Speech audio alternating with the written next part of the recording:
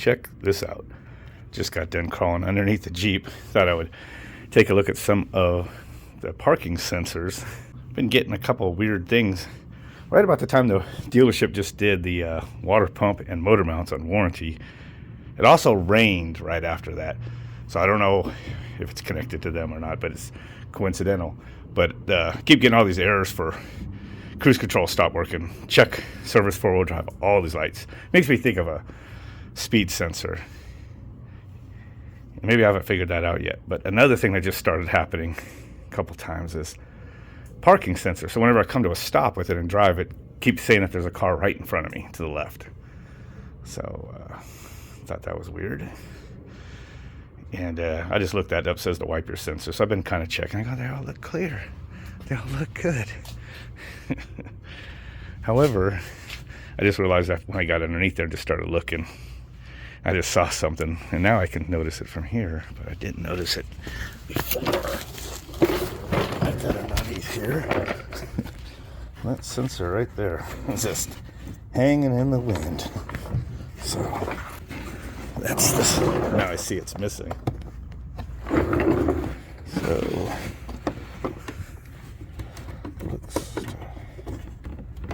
go right there. I don't know how that came out.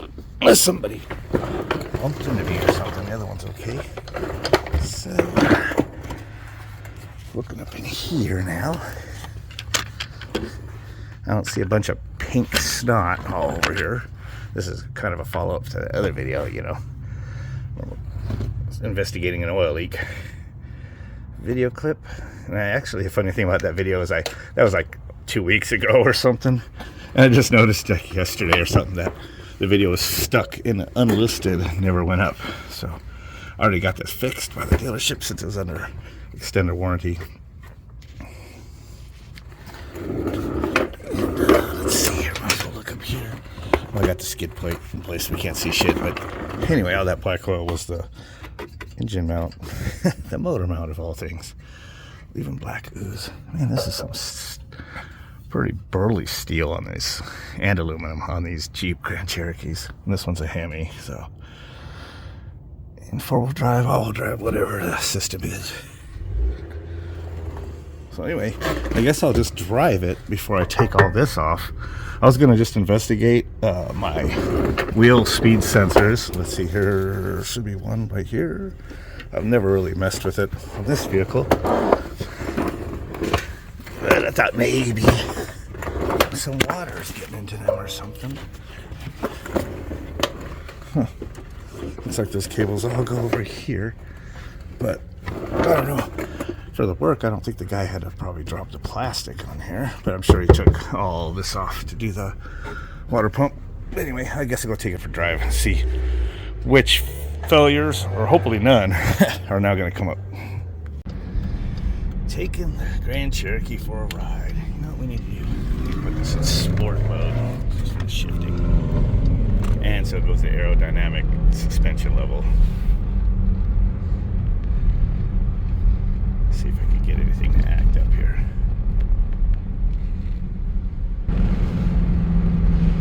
So far, so good. Now when I come to a stop with the park sense turned back on, not getting that fault. And it would turn itself, the indicators off when you start rolling, because I guess park sense is only for probably under 5 miles an hour or something like that, I'm assuming. But every time I came to a stop, it kept giving me the front left, which was that indicator. That was that sensor was hanging loose behind the plastic bumper cover. It's like, shit. So anyway, this car is a substitute for my F-150. Got wrecked, but it's got pretty good, cool features. The air suspension is pretty cool. It has 2 off-road modes that jacks this thing up pretty high, which is cool. And then the sport mode drops it to aero mode, which is what it uses at highway speeds. Also, it shifts. I just barely touch the throttle, so it's more sensitive. Shifts a little later. And the other thing I like using, automatic cruise control in the city, especially if I'm holding the phone or something stupid, like I'm doing right now. So I just set that for like my max speed, and it'll just go to that speed or to the speed of somebody in front of you, which is about to happen. They sped up. But I could set this to 60 right now. It's not going to do 60. It's just going to do the speed they're doing. But the cool thing, if it comes to a kind of a stop, but it doesn't take 2 seconds and that car goes again, it'll just accelerate back up to match their speed or to your max speed again. So it's pretty cool. So anyway, I'm just kind of rambling on. Look, it's already braking. It's seeing that the distances are closing. I am not touching the brake pedal. I assume the brake lights are being activated by this thing. So, and there, it just matched the speed, and now it's hitting the throttle. Not touching anything except for steering it. And if I don't touch the steering wheel and it goes over the white line or yellow line, it will put itself back in the middle of the lane for me. So those are some of the features that are cool. Something I learned was if you take off cruise control and you have it in sport mode, it keeps it in lower gears. So I'm like in 5th, 6th gear, 5th gear. See there?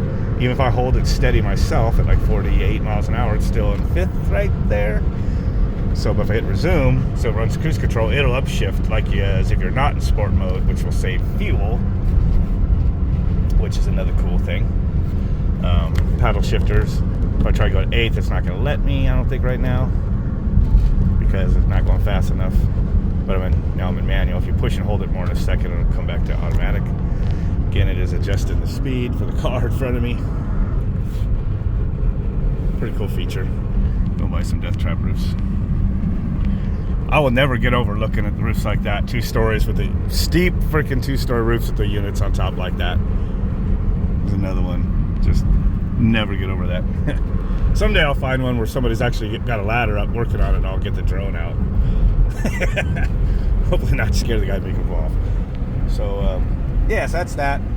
When you hit sport mode, it turns the eco mode off. So sport mode, just like I said, adjusts the throttle sensitivity, shift patterns, gives it a little more power. I notice. Turn that off. I go back to normal.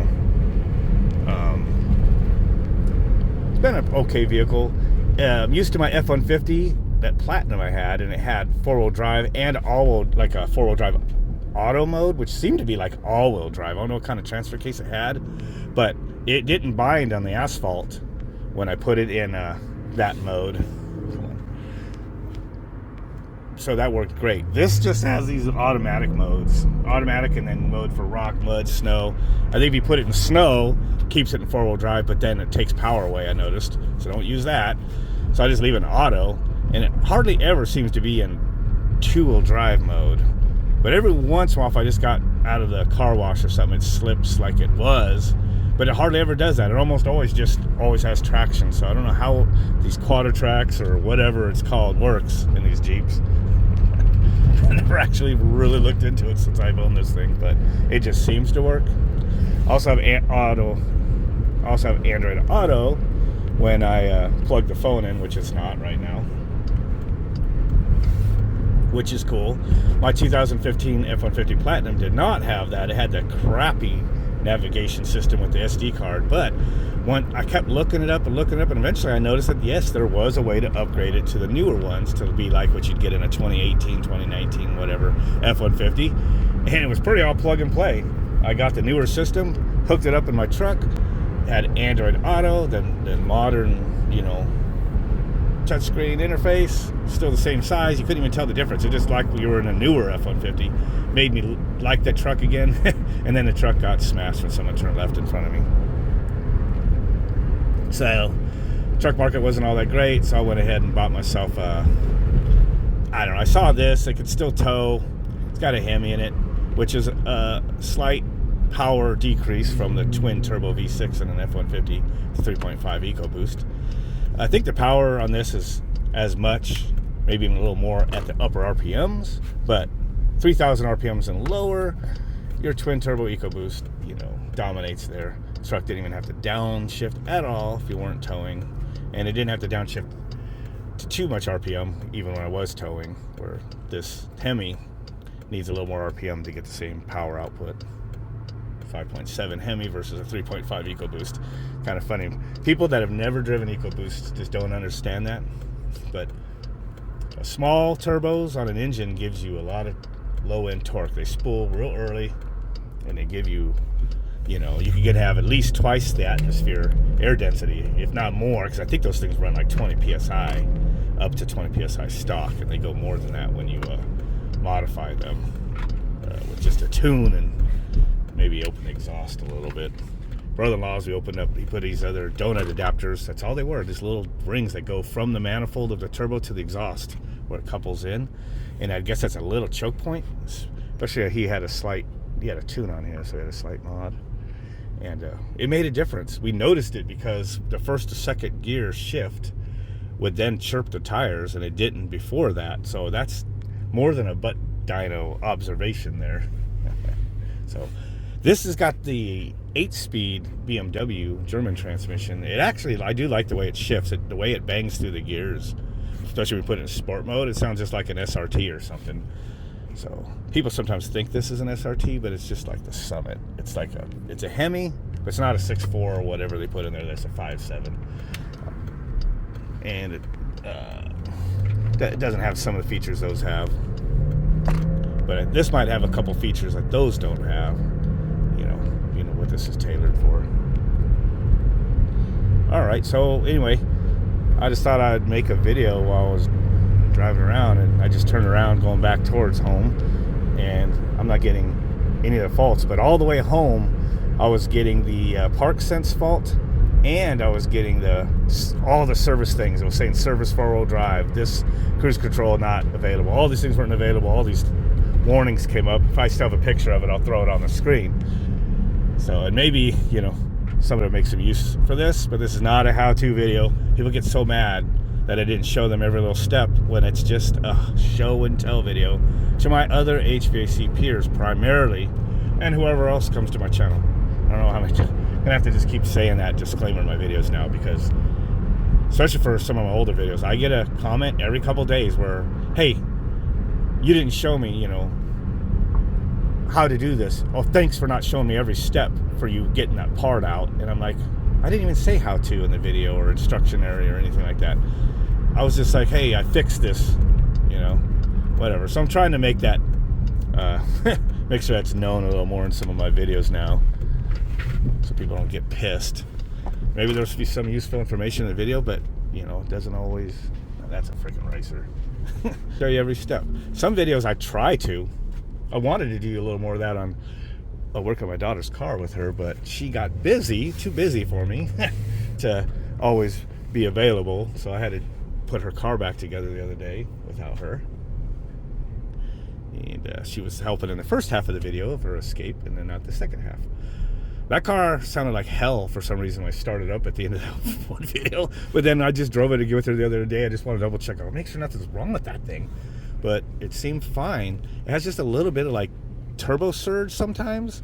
So I think my temporary repair on her, the hose coming after the intercooler, fixed the main leak because it blew the hose out. But I think it's still leaking. So I think that it's making it you got some boost. I think it's like swelling up and then leaking, and then I think that it's causing it to adjust the wastegate or something, and I think it's just making, you could tell it's like it's surging a little bit. There's no check engine lights. It actually still drives pretty nice. It's just something I noticed there just slightly, so we're not going to worry about it. I think with all the beating up on that car it's happened since I've had it new, I think I'll just let the daughter keep it as a local driver and never intend for her to drive up and down the mountains with it all the time, and it will be fine. But it still drives pretty nice. For a car she could be driving, it's still pretty good car, that little 1.6 EcoBoost Escape, because it still has above average power, for a 4-cylinder driving around in the city, compared to a car that doesn't have a turbo engine. It's not gutless and then having to rev up. It just goes. So it's kind of cool. What else? Again, disclaimer, this is a rambling on video. Just thought I'd record. Maybe I won't even post this. Maybe I will. If I did, you just listen to me ramble as I was driving around. But okay, I think hopefully everything's okay with this. So usually I fix everything myself as much as possible, but this has 62,000 miles on it. 60,000. I forget what it had. I think it had 48 when I got it, so it was past the 3-year everything. So they included in the 3-year bumper to bumper. I think it might be more than that. And the warranty goes up to 100,000-ish, somewhere in there almost. So I'm covered for a while. And I've had this for 6 months, 8 months or something. 8 months, 9 months. Anyway, all that to say that saw that leak, and then when I looked up there, as you saw in the video, there's pink shit everywhere. That was the water pump, pretty blatantly, since it slung it in a circular pattern around everything, where if it was a hose, it would just kind of drip down or something, or a gasket. We knew it was the water pump slinging from the pulley. I just took it to the dealership, since they had those two things, and let them do it. And funny thing is, I had that warranty on my F-150, and the one thing I replaced on it, or the first thing, was a water pump on it, which turned out to not be so bad. It just had a squeak every once in a while, and I was paranoid and went ahead and replaced it. They probably wouldn't have replaced it anyway under that warranty because it didn't fail. So I never did use the warranty on that truck, and I had it for 4 years. But this one I did use the warranty on. So they might have actually bumped, pulling on plastics and stuff, they might have actually popped that sensor out. But I'm not even going to complain to them if everything's great, because I mean, it's just that can happen to anybody. As it appears on my channel now, being HVAC tech, stuff happens that you didn't notice during your service. Sometimes you unplugged something, pulled something loose, whatever. And this thing's a nice vehicle, but I definitely don't keep it clean. I just drive through the car wash that I have the sticker for a couple times a month, and eventually sometimes vacuum out the inside when it gets really bad. So, anyway, with that, I'm rambling too much even for myself.